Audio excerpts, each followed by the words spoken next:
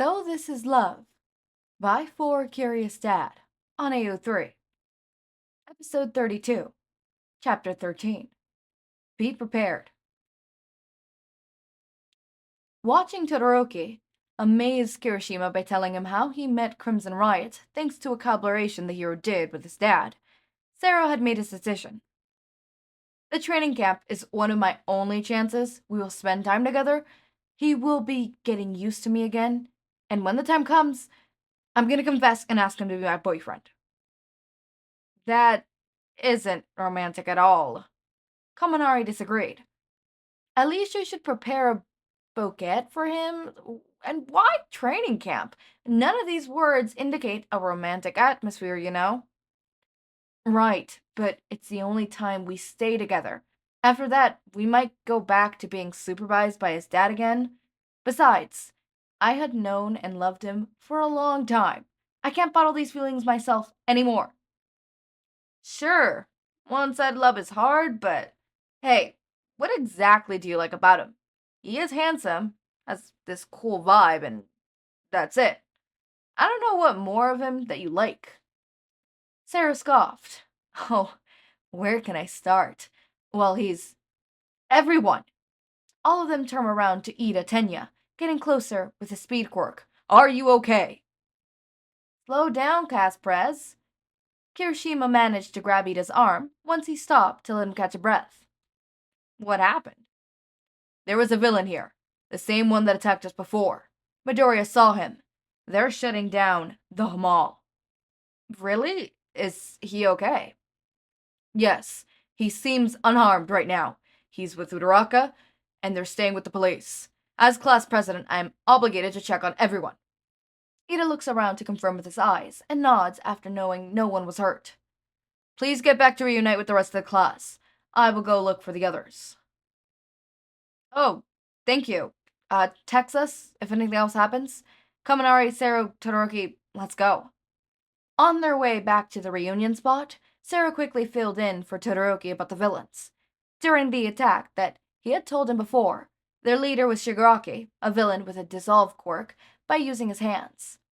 And now he showed up here and had contact with Midoriya, one of the 1A members. Maybe his target is one of your guys. Todoroki concluded. Or maybe Midoriya himself. You are right. Besides, hasn't this happened before? There were 2 villains blowing up a place and chasing after us. This guy was alone, so it went by really smoothly. Kirishima recalled the day they were attacked. You guys have to go through some scary shit there. I don't like being reminded when we're still in an ongoing crisis. Kaminari mumbled while following behind. Sorry, Kaminari, it's just, I keep thinking about it. Then leave it to the pro heroes and teachers. Kirishima, Todoroki, right now, we're just students.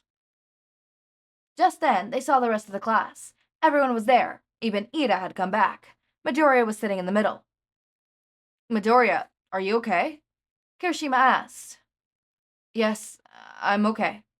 Midoriya replied, his hands clasped together, to calm himself down, and seemed to try to forget about the horrible and disgusting sense lingering. But his body kept trembling. After they let us go, let's go for some ice cream. Todoroki's suggestion made everyone stunned. Don't worry, let me buy it for you. No, I'm good. I don't want to disturb you. It's okay, Midoriya. From my experience, having ice cream doesn't fix everything, but it can help you feel a bit better. And don't worry about the money. I have enough for the whole class. Todoroki was about to pull out Enji's card as proof, but Sero placed a hand on his arm and shook his head, indicating that it was not necessary. Then the whole class should just go and have some ice cream together. Shinso patted on Todoroki's shoulder. There is nothing that yells, "We are teenage heroes who want to overcome traumatic events by brushing it off and doing daily stuff," so loud by having sweets after coming across a villain, which you almost died for. Shinso! Kaminari yelled out of Shinso's graphic description and sarcastic comment, but he quickly brightened up again. Todoroki, true kind sir, will you treat us right? Of course, no problem. Todoroki was taken aback for the sudden sir, but he still agreed with Kaminari. And so, the 1A class temporarily forgot about the crossing with Shigaraki and happily got ice cream together. This time, Sero took another shot to show off his sexy appear. By purposely licking the ice cream melting down his cone, he ran his tongue slowly, all the way from his arm to his wrist, between his fingers. But the only reaction he got from Todoroki was, "Your ice cream is melting. Want me to freeze it for you again?" He also handed Sero a handkerchief, which had the same sweet and relaxed smell Todoroki had. Also a very rare exception of a youngster nowadays to carry it instead of a tissue. Todoroki was okay with it, and Sero promised that he would wash and return it as soon as possible. But he needed at least a week to admire it first. Man, you will get your chance. Training camp it is. Mina, overhearing the situation from Kaminari, came over to encourage Sero before everyone said goodbye and went to their houses.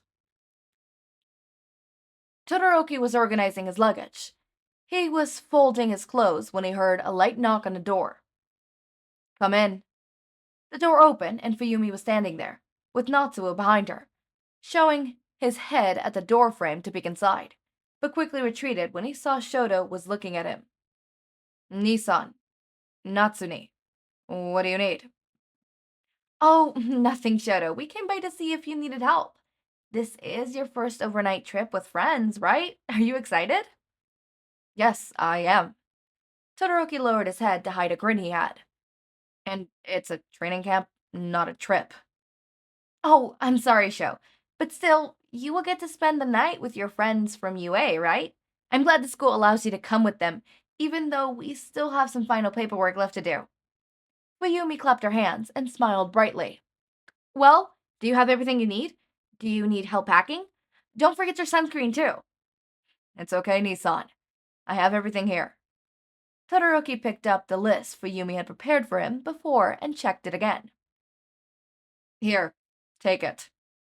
Natsuo, standing by the door, threw a first aid kit for traveling at Shouto, and he got it perfectly. Inside there were band-aids, disinfectants, burning ointment, some motion sickness pills, along with bottles of mosquito and bug repellent spray, and creams for bug bites. There was even a note being folded in four. Later, Shouto took a peek and realized that it was a handwritten instruction of how and when to use each of them. "You may need it. It's better to have something prepared with you, rather than waiting until you get to the place." Natsuo rubbed the nape of his neck, avoiding the gaze from both of his siblings. Fuyumi watched him with a proud look, while Shoto was surprised and admired. "We don't know where it'll be for our training camp yet, but this is absolutely very helpful.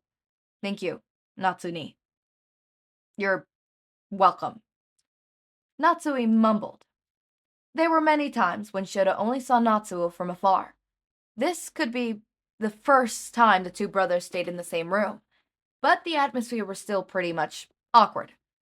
Natsuo actively avoided eye contact, and Shoto, instead of observing his older brother, Fuyumi just giggled while observing this. She was glad that she talked to Natsuo about coming here, to show that he cared about Shoto, also as a way to show his support and encouragement for his brother. They needed more time to get to know each other, but this was good enough. "Well, if you're done, let's go to sleep now. You have to leave early tomorrow. I'll drive you to school." Fuyumi smiled, while putting the towel into Shoto's bag. "Okay, good night, Nissan. Good night, Natsune." "Sweet dreams, Sho." "Good night." Glancing at the ceiling, suddenly Todoroki felt a strange sense of happiness. Well, not only because of the trip. He had courage to come back to the road that he once abandoned thanks to his mom. But he was not sure about the rest of his family, excluding his dad, obviously. Fuyumi was kind enough to support him, no matter what he did. And Natsuni, he was the hardest one Shoto could imagine with his reaction. Would he remain distant like before? Would he also hate him because he was following the exact path that his father had resented? Would he also ignore him, or worse, curse at him for obsessing with being a hero and breaking the family just like Dad did. None of that had happened. Natsuo didn't talk much to him, but it was enough. The moment he saw him standing by the door, Shoto knew Natsuo did care for him. Or when he caught the traveling kit, Shoto could feel some warmth lingering at the fingertips. Maybe Natsuo had held it for a long time. And his notes. His handwriting was a little hard to read, but it was okay. Yes, Nissan cared for him. Then what about Toya? Shoto slowly slipped into sleep with all these lingering thoughts running in his mind. Okay, so Sero wants to, ask the question, which I'm glad that he's finally grabbing the balls to do it. I'm glad that that's something that's happening and stuff. And then another thing is, obviously we're having some family bonding moments. I wonder at that end when he thought about Toya, right? Does he know that his senpai, Toya, is his brother, Toya? I wonder. These are just things that I wonder and I'm curious about. But yeah, it's curiosity like these that makes things interesting. Yeah. Okay. I don't have much notes about this. I'm really excited for the next chapter, which is chapter 14, Training Camp. Here we go. The beginning of the training camp. Sero and Shinso had already planned on things that weren't on Aizawa's inquiry? With, okay. Oh, I'm not gonna read that. Hold up. No, it says general audience. Okay, okay, I'm not... Okay. Anyways, as always, my raindrops, make sure to eat, sleep, drink water, take your meds. Have a wonderful day or night. Link to my Discord server and socials are down in the description.